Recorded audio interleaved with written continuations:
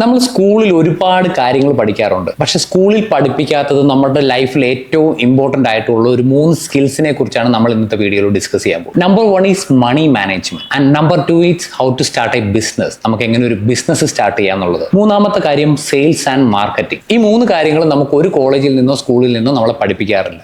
കൂടുതലും എന്തെങ്കിലും job oriented ആയിട്ടുള്ള സ്കിൽസ് ആണ് നമ്മൾ എപ്പോഴും സ്കൂളിൽ നിന്ന് പഠിക്കാറ്. ഈ 3 സ്കിൽസും എന്തുകൊണ്ടാണ് ഇമ്പോർട്ടന്റ് എന്ന് ചോദിച്ചു കഴിഞ്ഞാൽ, ഇത് നമ്മുടെ ലൈഫിൽ ഒരു ഫിനാൻഷ്യൽ ഫ്രീഡത്തിലേക്കൊക്കെ എത്തിക്കാൻ ഏറ്റവും കൂടുതൽ ഹെൽപ്പ് ചെയ്യുന്നത് ഈ സ്കിൽസ് ആണ്. Money management is very important. ഒരു മിഡിൽ ക്ലാസ്സിലൊക്കെ നിൽക്കുന്ന ആളെ സംബന്ധിച്ച് നമുക്ക് ഒരുപാട് ലയബിലിറ്റീസ് ആയിരിക്കും കൂടുതൽ.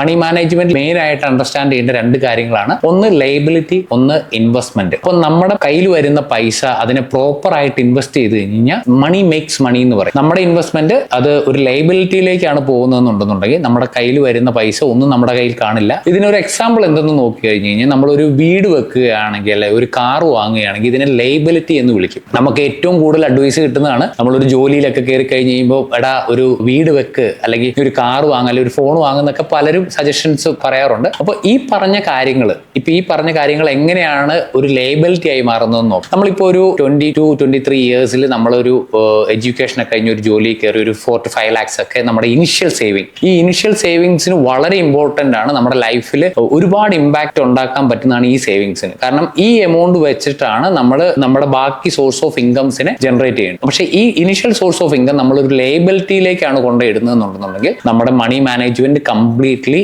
ഡാമേജ്ഡ് ആയിരിക്കും. നിങ്ങൾക്ക് താമസിക്കാൻ ഒരു വീടാണ് ബിൽഡ് ചെയ്യുന്നതെന്നുണ്ടെന്നുണ്ടെങ്കിൽ ഇറ്റ്സ് കോൾഡ് ലയബിലിറ്റി. അതിന്റെ പെയിന്റിങ് ആയിക്കോട്ടെ, അതിന്റെ ബാക്കിയുള്ള കാര്യങ്ങൾക്ക് വേണ്ടിയിട്ട് നിങ്ങൾ പിന്നെയും പൈസ മുടക്കണം. പക്ഷേ ആ സെയിം സ്ഥാനത്ത് നിങ്ങളൊരു വീട് വാങ്ങിയിട്ട് റെന്റിൽ കൊടുക്കുകയാണെന്നുണ്ടെങ്കിൽ ദാറ്റ് മേക്സ് മണി. അതേപോലെ തന്നെ നിങ്ങൾ സ്റ്റോക്കിൽ ഇൻവെസ്റ്റ് ചെയ്യുക, ഗോൾഡിൽ ഇൻവെസ്റ്റ് ചെയ്യുക. It's called investment. ഒരു ബെസ്റ്റ് എക്സാമ്പിളും കൂടെ ഞാൻ പറയാം. നിങ്ങളൊരു ഫോൺ വാങ്ങുകയാണെന്നുണ്ടെങ്കിൽ ആ ഫോണിന് 2 പർപ്പസ് ഉണ്ട്. ഇപ്പോൾ നിങ്ങളൊരു വീഡിയോ ഒക്കെ എടുക്കാനും ആ ഫോൺ വെച്ചിട്ട് നിങ്ങളൊരു ബിസിനസ് സ്റ്റാർട്ട് ചെയ്യാനും എന്തെങ്കിലുമൊക്കെ ആക്ടിവിറ്റീസ് അത് വെച്ച് യൂസ് ചെയ്യുന്നുണ്ടെങ്കിൽ that phone become an investment. ഇല്ല, നിങ്ങളുടെ ഫ്രണ്ട്സിനെ കാണിക്കാനും നിങ്ങളുടെ വെറുതെ കുറച്ച് ഫോട്ടോസ് എടുക്കാനും സെൽഫി എടുക്കാനും ആണ് ഒരു ഐഫോൺ ഒക്കെ പർച്ചേസ് ചെയ്യുന്നുണ്ട്. It's called liability. നിങ്ങൾ ഇൻവെസ്റ്റ്മെന്റിലാണെന്നുണ്ടെങ്കിൽ ഓട്ടോമാറ്റിക്കലി ഒരു പീരീഡ് ഓഫ് ടൈം കഴിയുമ്പോൾ നിങ്ങൾക്ക് ആ പൈസ മണി മേക്ക് ചെയ്ത് തരും. You will be financially free. Proper ആയിട്ടുള്ള ഇൻവെസ്റ്റ്മെന്റ് സ്ട്രാറ്റജീസ് ഫൈൻഡ് ചെയ്യുക. സ്റ്റാർട്ട് പുവർ ഡാഡ് എന്ന് പറഞ്ഞിട്ടൊരു ബുക്സ് ഉണ്ട്. പഠിച്ചു കഴിഞ്ഞാൽ നമുക്ക് മണി എന്താണ്, പലപ്പോഴും പറയും ലോൺ എടുക്കരുത്, ലോൺ എടുത്തു കഴിഞ്ഞ് കഴിഞ്ഞാൽ ഭയങ്കര ബുദ്ധിമുട്ടുള്ള കാര്യമാണ്. അപ്പൊ ലോൺ എടുക്കുമ്പോൾ 2 കാറ്റഗറിയാണ്. ഈ പറഞ്ഞ പോലെ ലോൺ എടുത്ത് വീട് വെക്കുന്നവരുണ്ട്. It's called liability. അതിന്റെ നിങ്ങൾക്ക് ഇൻകം വരത്തുമില്ല, നിങ്ങൾ പൈസ പിന്നെയും മുടക്കേണ്ടി വരും. പക്ഷെ ലോൺ എടുത്ത് റിയൽ എസ്റ്റേറ്റിൽ ഇട്ടിട്ട് സ്ഥലം വാങ്ങി വെക്കുന്നവരുണ്ട്. He's making money. അപ്പൊ ഇതാണ് അതിന്റെ മെയിൻ ആയിട്ടുള്ള ഡിഫറൻസിയേഷൻ വരുന്നത്. അപ്പോൾ ഇത് മെയിൻ ആയിട്ട് നിങ്ങൾ പഠിക്കുക. അതേപോലെ തന്നെ പ്രോപ്പർ ആയിട്ട് ഇൻവെസ്റ്റ് ചെയ്ത് കഴിഞ്ഞ് കഴിഞ്ഞാൽ ആഫ്റ്റർ നിങ്ങളുടെ ഇനിഷ്യൽ ഇൻവെസ്റ്റ്മെന്റ് കറക്റ്റ് ആയിട്ടാണ് പോകുന്നതെന്നുണ്ടെങ്കിൽ ഒരു ആഫ്റ്റർ 4 to 5 ഇയേഴ്സ് കഴിയുമ്പോഴേക്കും നിങ്ങൾക്ക് വരുന്ന ഇൻവെസ്റ്റ്മെന്റ്, നിങ്ങൾ ഗോൾഡിലായാലും സ്റ്റോക്കിലായാലും അല്ലെങ്കിൽ സ്ഥലത്തിലാണെങ്കിലും ഇൻവെസ്റ്റ് ചെയ്ത് ഈ പൈസ തന്നെ വേറെ മണി ജനറേറ്റ് ചെയ്യും. അപ്പോൾ അത് വെച്ചിട്ട് നിങ്ങൾക്ക് ഫിനാൻഷ്യലി ഫ്രീ ആകാൻ പറ്റും.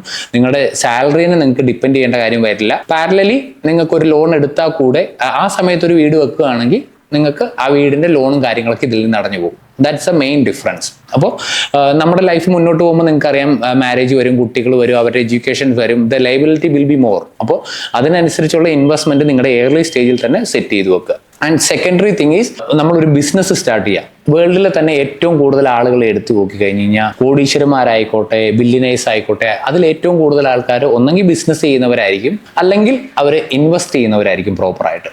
അപ്പോൾ ഈ ഒരു 2 കാറ്റഗറിയിലാണ് ഏറ്റവും കൂടുതൽ പൈസ ഉണ്ടാക്കുന്നവർ. ഞാൻ പറഞ്ഞ ഒരു സാധാരണ നമ്മുടെ ഒരു ലൈഫല്ല, ഒരു ലക്ഷറി ലൈഫൊക്കെ ലീഡ് ചെയ്യുന്നതെന്ന് പറഞ്ഞു കഴിഞ്ഞാൽ പലപ്പോഴും ബിസിനസ് ചെയ്യുന്നവരാണ്. അപ്പോൾ നമുക്കൊരു പ്രോപ്പറായിട്ട് എങ്ങനെ ബിസിനസ് ചെയ്യാന്നുള്ള കാര്യമൊന്നും നമുക്ക് ഒരു സ്കൂളിൽ നിന്നോ കാര്യങ്ങളോ പഠിക്കാറില്ല. ആൻഡ് ആവറേജ് നമ്മളൊരു മിഡിൽ ക്ലാസ് ഫാമിലിയിൽ നിന്ന് വരുന്ന സമയത്ത് നമുക്കിത് എങ്ങനെ ചെയ്യാം എന്നുള്ളൊരു ക്ലാരിറ്റി ഇല്ല. അതുകൊണ്ട് തന്നെയാണ് ഒരു 80% ഓഫ് സ്റ്റാർട്ടപ്സ് ഒക്കെ ഇനിഷ്യൽ സ്റ്റേജിൽ ഫെയിൽ ആകുന്നത്. അപ്പോൾ അതിന് മെയിൻ ആയിട്ടുള്ള റീസൺ എന്താണെന്ന് നോക്കുകയാണെന്നുണ്ടെങ്കിൽ അവർക്കൊരു ലാക്ക് ഓഫ് ക്ലാരിറ്റി ഉണ്ട്. അത് എങ്ങനെ എക്സിക്യൂട്ട് ചെയ്യണം. അപ്പോൾ നമ്മൾ ബിസിനസ് സ്റ്റാർട്ട് ചെയ്യുന്ന സമയത്ത് തന്നെ ഓഫീസ് എടുക്കും, ഫർണിച്ചേഴ്സ് നല്ല ലക്ഷറീസ് ആയിട്ടുള്ളത് വാങ്ങും, അതേപോലെ എംപ്ലോയീസിനെ ഹയർ ചെയ്യും. ഇങ്ങനെ കുറച്ച് മിസ്റ്റേക്സ് നമ്മൾ ചെയ്ത് കഴിഞ്ഞുള്ള ഒരു കുഴപ്പമെന്ന് പറഞ്ഞു കഴിഞ്ഞാൽ ഗ്രാജുവലി നമ്മുടെ കയ്യിലുള്ള ഫണ്ടിന്റെ ക്യാഷ് ഫ്ലോ നിൽക്കുകയും നമുക്ക് ഇൻകം ജനറേറ്റ് ചെയ്യാൻ പറ്റാത്തോളം കാലം. അത് തന്നെ മെയിൻ ആയിട്ടുള്ള ഒരു റീസൺ, ഇവർ സെയിൽസിലോ അല്ലെങ്കിൽ മാർക്കറ്റിംഗിലോ ഇൻവെസ്റ്റ് ചെയ്യാറില്ല. നമ്മളൊരു ബിസിനസ് സ്റ്റാർട്ട് ചെയ്യുന്ന സമയത്ത് ബാക്കി എല്ലാ കാര്യങ്ങളിലും ഇൻവെസ്റ്റ് ചെയ്യും, നമ്മൾ സെയിൽസിലും മാർക്കറ്റിംഗിലും ഇൻവെസ്റ്റ് ചെയ്യാറില്ല. അപ്പോൾ അത് ചെയ്യുന്നതിനുള്ള മെയിൻ ഡ്രോബാക്ക് എന്ന് പറഞ്ഞു കഴിഞ്ഞാൽ, നമ്മുടെ ഒരു ബിസിനസ് സക്സസ്ഫുൾ ആയിട്ട് പോകണമെന്നുണ്ടെങ്കിൽ നമുക്ക് അവിടെ നിന്ന് ഇൻകം ജനറേറ്റ് ജനറേറ്റ് ചെയ്യണം. ഇൻകം ജനറേറ്റ് ചെയ്യാന്ന് പറഞ്ഞു കഴിഞ്ഞാൽ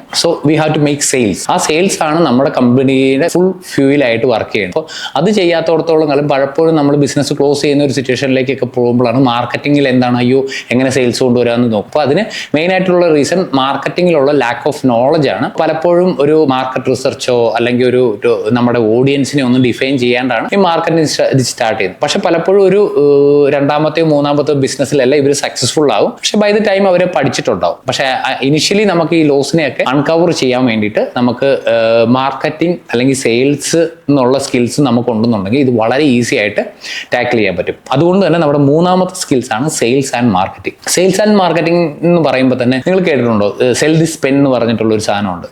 നമുക്ക് ഒരു പെൻ തന്നിട്ട് പലപ്പോഴും ഇന്റർവ്യൂസിനൊക്കെ ചോദിക്കുന്ന കാര്യമാണ് ഈ പെൻ സെല് ചെയ്യാൻ പറയും. അപ്പോൾ പെൻ സെല് ചെയ്യാൻ പറയുന്ന ഒരു സമയത്ത് നമുക്കിത് എങ്ങനെ, അപ്പോൾ ദിസ് ഈസ് ഗുഡ് പെൻ, ഇതിനിങ്ങനെ എഴുതാൻ പറ്റും, ഇത് ലക്ഷറി ആയിട്ടാണ് ഉണ്ടാക്കിയത്, അങ്ങനെ പല റീസൺസ് നമുക്ക് പറയാൻ പറ്റും. പക്ഷേ നിങ്ങൾ മെയിൻ ആയിട്ട് മനസ്സിലാക്കേണ്ട ഒരു കാര്യം മണി മാനേജ്മെന്റ് പോലെ തന്നെ ലയബിലിറ്റി അസറ്റ്സും പോലെ തന്നെ വളരെ ഇമ്പോർട്ടൻ്റ് ആണ് ഡിമാൻഡ് ആൻഡ് സപ്ലൈ.